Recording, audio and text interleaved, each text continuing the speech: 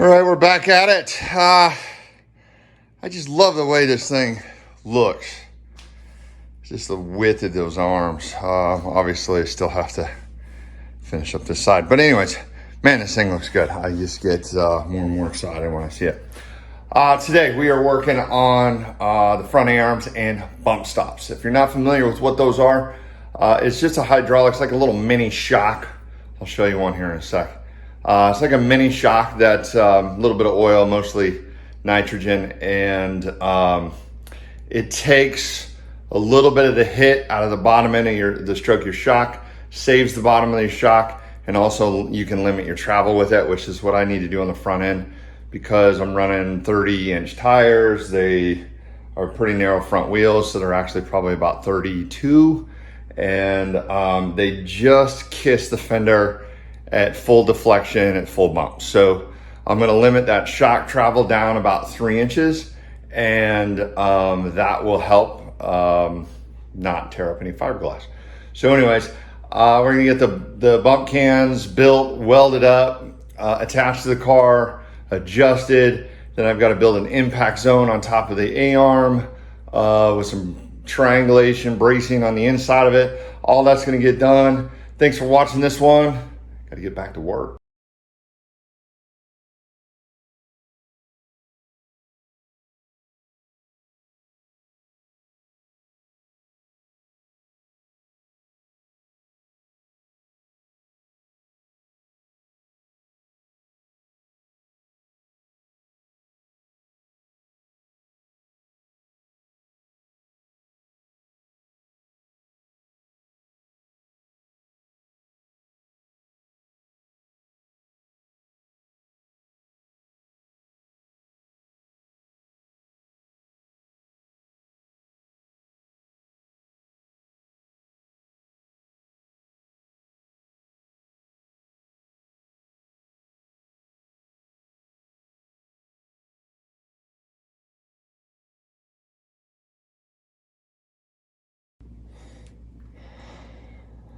All right, here is the final product. So here's your bump stop.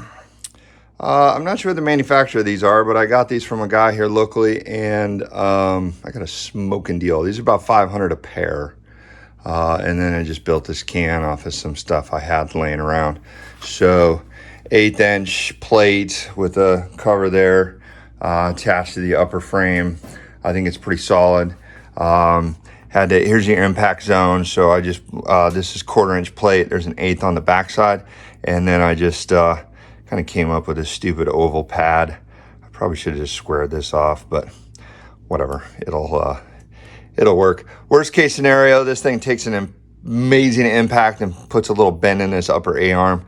I'm not a huge fan of round bar A-arms anyway, so that'll be a good excuse to rebuild them out of square. But I actually don't think it will. So I've got some triangulation in there. I've got some bars. I think it'll hold up pretty good. But anyways, that's what it looks like. Here's the other side. Basically the same. Looks good. This is what they look like extended. So this one I've got collapsed because I just needed to know the depth. And then these are threaded body. So you loosen up these collars, you can adjust this up and down. So you've got this. I prefer this style much better than the other. The other are smooth body, and you have a can that you can press, and you can buy those. They're like 50 bucks a pair. I like this one. I have the other style for the rears. And to be honest, I don't think I'm gonna actually attach the rears just yet. So I want to get this thing going. Anyways, the other work we did was this truss for the shock towers.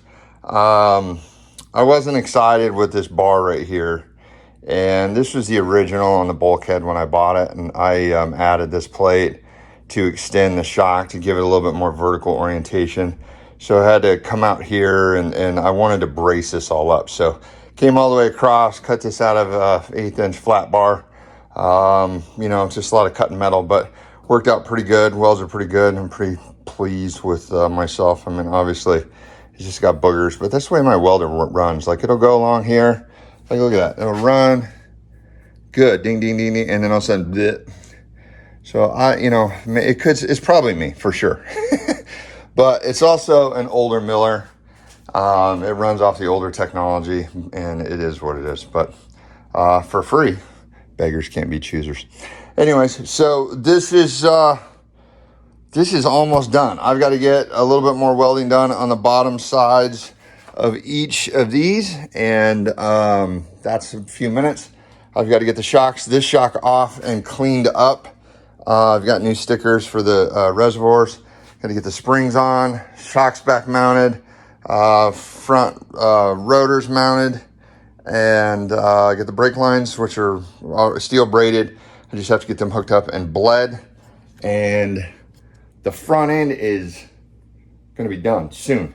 Once the front end's done, I'm going to go back to the other side and do that shock. Had something kind of interesting happen. I was running 22-inch limit straps and measured and everything and got them. And as soon as I put some pressure on that spring, it actually stretched that limit strap out like a lot. So I have another set of PRP straps at 21 inches. I'm going to throw those on, and I hope I'm going to get that arm up a little bit so it's not binding up that CV.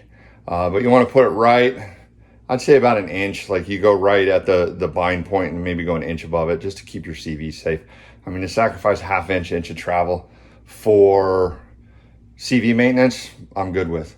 So I've got to make that swap, but little bitty things right now. And that's what's cool about this part. And it's also the negative about this phase of the build. You get down to the detail work and it just grinds, because if you've built anything, you know they're never done. And you're always have little things that you need to do. Things will break, you know, find out a design doesn't work, blah, blah, blah. But this phase is just like, you think, oh, I'm just going to assemble the front end. It'll take me an hour. It's taking me 3 or 4 days. Same with the rear end. You know, one side took 4 hours. It's hotter than hell in the garage, and that just took it out of me. So basically, next steps, get this thing welded up, get it painted, looking nice again, get the springs on, and then move back to the rear end, get that all buttoned up and done. I want to get the brake lines bled, and then I'm going to put it on its wheels.